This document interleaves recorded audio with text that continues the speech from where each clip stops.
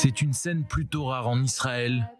Des petits-enfants, juifs, musulmans, chrétiens ou encore laïcs, qui jouent et étudient ensemble dans un mélange d'hébreu et d'arabe. Bienvenue à Bustan Yafa, l'école maternelle où la découverte et la compréhension des différences de l'autre s'apprennent dès le plus jeune âge. Ici, nous sommes avant tout des êtres humains.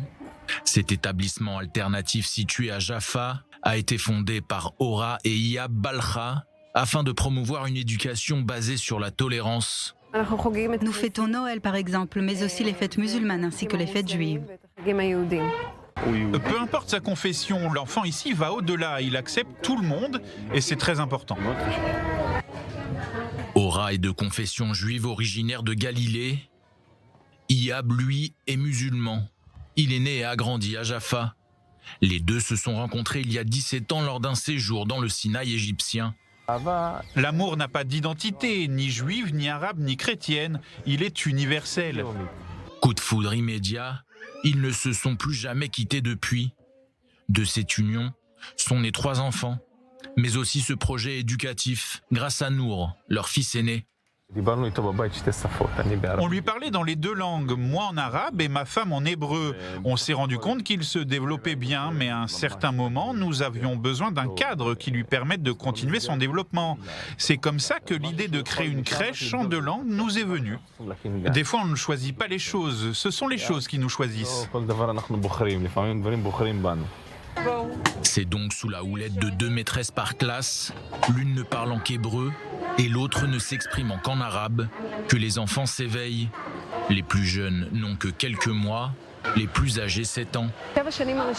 Les 7 premières années sont les plus importantes car c'est à ce moment-là que l'enfant développe ses principales aptitudes qui lui resteront pour le reste de sa vie. La langue fait partie de la culture, donc quand un enfant découvre une langue nouvelle, il découvre aussi une nouvelle culture, une nouvelle vision du monde. Nous nous devons de créer une nouvelle génération qui n'a pas peur de l'autre. 10 ans après sa création, Bustan Yafa, qui vit en grande partie de dons, compte aujourd'hui plus de 120 bambins, divisés en 6 classes et encadrés par une quarantaine de péricultrices. Les parents qui décident de nous confier leurs enfants font en quelque sorte une réparation. Ils ont compris que nous ne pouvons plus continuer de vivre dans l'ignorance. Nous ne solutionnerons pas le problème israélo-palestinien. En revanche, nous semons des graines. Ici, nous sommes tout d'abord des êtres humains et c'est ce que nous voulons transmettre aux enfants et en faire des ambassadeurs de l'humanité.